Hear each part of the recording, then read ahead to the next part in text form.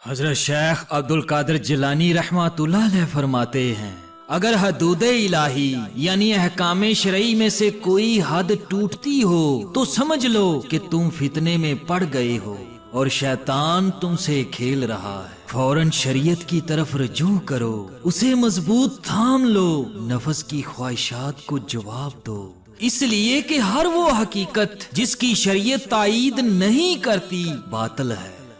ایک بار حضرت سیدنا شیخ عبد القادر جیلانی رحمۃ اللہ علیہ کا ایک عقیدت مند حاضر خدمت ہوا اور عرض کرنے لگا، یا سیدی، میں نے ایک شخص کو ہوا میں اڑتے ہوئے دیکھا ہے۔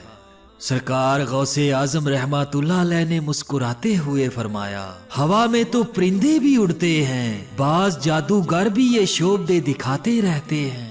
اس عقیدت مند نے جواب دیا، یا سیدی، اس شخص نے زمین پر اتر کر نماز بھی ادا کی تھی۔ نماز کا ذکر آیا تو حضرت سیدنا شیخ عبد القادر جیلانی رحمۃ اللہ علیہ کے چہرہ مبارک پر خوشی کے آثار نمایاں ہو گئے۔ پھر آپ رحمۃ اللہ علیہ نے اپنے عقیدت مند کو مخاطب کرتے ہوئے فرمایا، اے شخص، کیا تجھے وہ مقام یاد ہے جہاں اس مرد خدا نے نماز ادا کی تھی؟ اس عقیدت مند نے پرجوش لہجے میں کہا، سیدی، وہ جگہ تو میرے ذہن پر نقش ہو کر رہ گئی ہے۔ وہ عقیدت مند ہوا میں اڑنے والے شخص سے بہت زیادہ متاثر نظر آ رہا تھا۔ سرکار غوث اعظم رحمۃ اللہ علیہ نے فرمایا، چلو ہم بھی اس مرد خدا سے ملاقات کرتے ہیں۔ اس کے بعد آپ رحمۃ اللہ علیہ درسگاہ سے باہر تشریف لائے اور اپنے خدمت گاروں کے ہمراہ اس طرف روانہ ہو گئے۔ جب طویل سفر طے کر کے حضرت غوث اعظم رحمۃ اللہ علیہ وہاں پہنچے تو ہوا میں پرواز کرنے والا شخص موجود نہیں تھا۔ عقیدت مند شرمسار نظر آنے لگا۔ حضرت شیخ عبد القادر جیلانی رحمۃ اللہ علیہ نے اسے تسلی دی اور فرمایا، مسافر کسی ایک جگہ کب ٹھہرتے ہیں، چلو وہ مقام ہی دیکھ لیتے ہیں جہاں اس مرد خدا نے سجدہ کیا۔ عقیدت مند نے اس جگہ کی نشاندہی کر دی۔ صحرا کی ریت پر انسانی ہاتھوں اور پیروں کے نشانات صاف نظر آ رہے تھے۔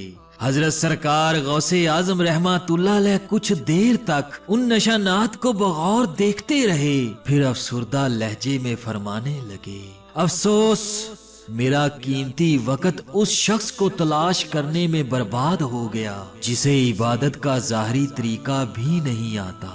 جو بندہ اپنے خدا کو صحیح انداز میں سجدہ نہ کر سکے، پھر اگر وہ ہوا میں بھی اڑے تو کیا کمال ہے۔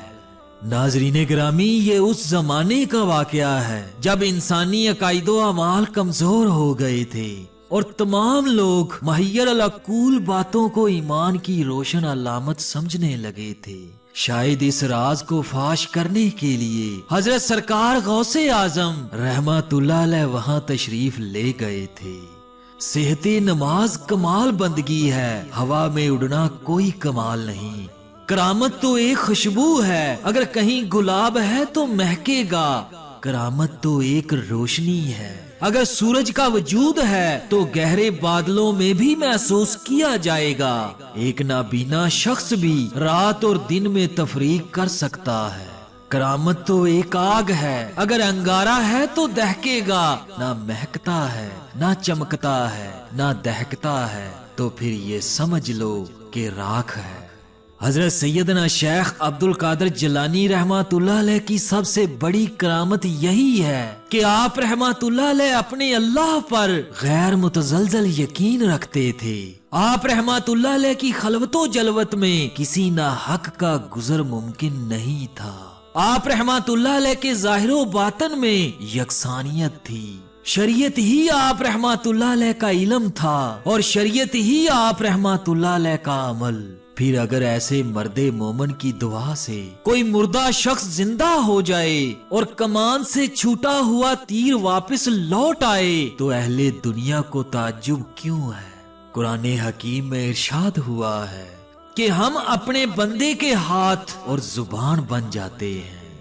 ایک مرد مومن کی یہی شان ہے اور یہی کمال بندگی ہے۔ حضرت سیدنا محی الدین عبد القادر جیلانی رحمۃ اللہ علیہ بھی اسی مقام بندگی پر فائز تھے، جہاں خدا بندے سے خود پوچھے بتا تیری رضا کیا ہے۔ جزاک اللہ خیرن کثیرا۔ اللہ تبارک و تعالی سے دعا ہے کہ اللہ ہم سب کو اولیاء اکرام کی محافل نصیب فرمائے اور ہم سب کے دلوں کو ایمان کی روشنی نصیب کرے، آمین ثم آمین۔